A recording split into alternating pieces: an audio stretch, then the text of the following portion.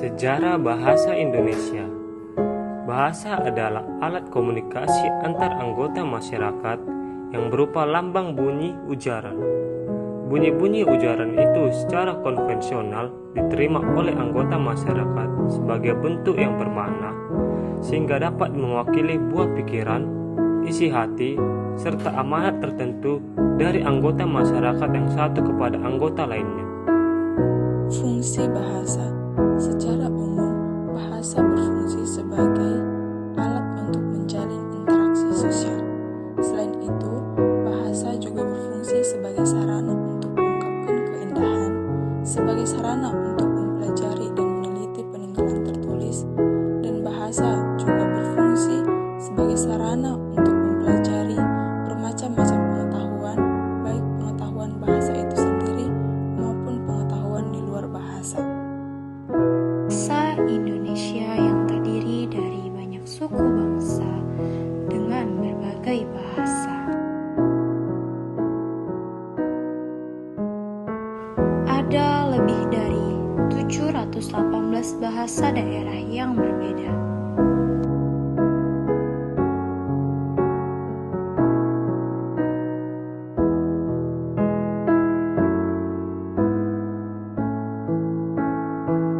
Untuk mempersatukan ini, diperlukanlah adanya satu bahasa, yaitu bahasa Indonesia.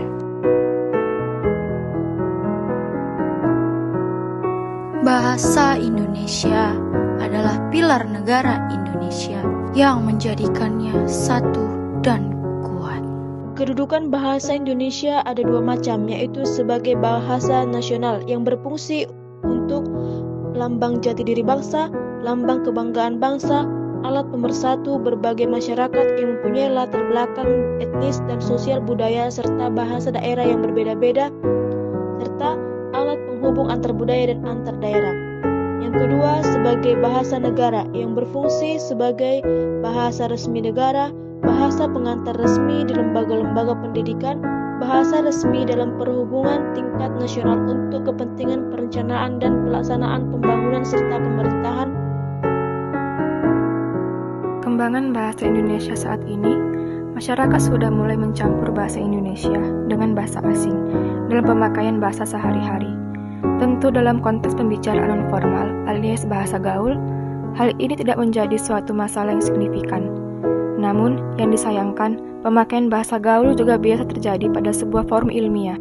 Ejaan adalah keseluruhan peraturan tentang perlambangan bunyi ujaran dan hubungan antara lambang-lambang penggabungan dalam suatu bahasa. Secara teknik, yang dimaksud dengan ejaan adalah penulisan huruf, penulisan kata. Sejarah ejaan bahasa Indonesia. Ejaan yang pertama berlaku di Indonesia adalah ejaan Van Opsien yang berlaku pada tahun 1901. Peraturan ini dimuat dalam buku Syekh Van Opsien yang dilempar di kitab Petak Melaju pada tahun 1947.